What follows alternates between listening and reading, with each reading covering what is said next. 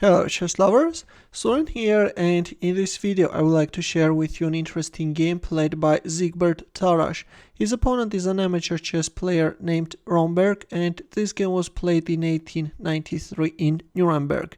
This was a handicap match, and as you can see, Tarrasch had surrendered his rook on a1. But now let's see what are his chances without a rook. Tarrasch opened up with e4 and e6 by Romberg. Black goes for French defense, d4, d5, e5. We have the advanced variation, c5, c3 and c4. Black is choosing a wrong strategy. Romberg is locking up the queen side, which favors white, as white is a piece down.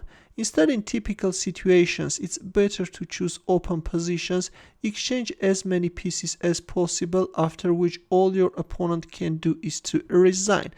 Now, let's see what's going to happen next. Bishop e2 and b5. Black is starting an advancement on the queen side, and white is bringing his knight on h3, is keeping the f-pawn's path free. a5, white castles king side, bishop e7, and here we go, f4 is on the board. In return, black played f5, stopping the f-pawn, and we have g4. At any cost, white wants to go for a breakthrough. Bishop h4, g takes f5, e takes f5, bishop f3, bishop e6, and b3. Rook a7, black is moving away his rook from this diagonal, and also at some point the rook can be useful when organizing the defense. But although black is simply a piece up, and why are we speaking about the defense? Knight a3 and rook b7, which is a mistake.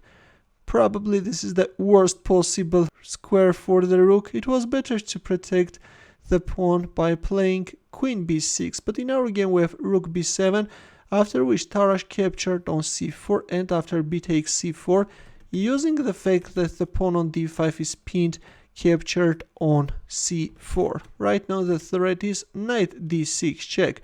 With bishop e7, black covered the d6 square, and this time knight g5 is on the board. White knights are harassing black pieces from left and right. The bishop is hanging with bishop takes g5, although it was better to move back the bishop on c8. Still black has an advantage, but in our game we have bishop takes g5, after which white is managing to grab advantage. Knight d6 check, king f8 and f takes g5. Of course, a dubious decision by Tarrasch. It's not quite clear why not knight takes b7. If queen b6, then knight c5. But in our game, after king f8, we have f takes g5. Probably he was so concentrated on winning the bishop on g5 that forgot about the rook on b7. Rook c7, and this time we have bishop takes d5, a beautiful tactical shot by Tarrasch. And once the light squared bishop is removed, we have rook takes f5, and this looks very scary. Knight f6.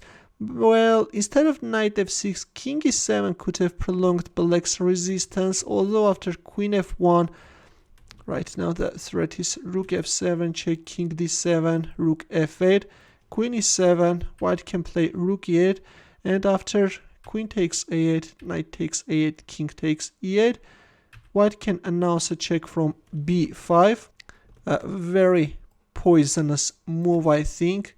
And after knight c6, white can capture the bishop. And although white has an advantage, but of course this could have prolonged black's resistance. But in our game, after rook takes f5 check with knight f6, which Tarrasch simply munched with the g-pawn. g6, a desperate attempt, but now white is starting to exploit the weaknesses of the dark squares. Bishop h6 check is on the board, king g8, and this time we have f7 check. Look at this.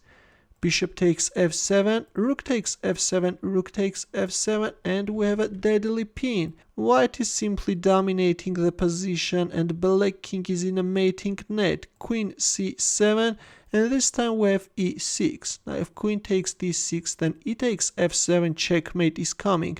In our game, after e6, we have rook e7 and knight e8. Another sparkling move by Tarrasch, although knight e4 was equally strong. We have knight e8, the threat is Knight f6 checkmate, the queen is hanging, black won the knight, but after e7 discard check, Romberg resigned. If queen c4, then queen takes c4 checkmate. A beautiful attacking game by Siegbert Tarrasch. Let's not forget that he started the game without his queenside rook, but managed to organize a very dangerous attack and won the game. A game full of sacrifices, which I hope that you enjoyed greatly.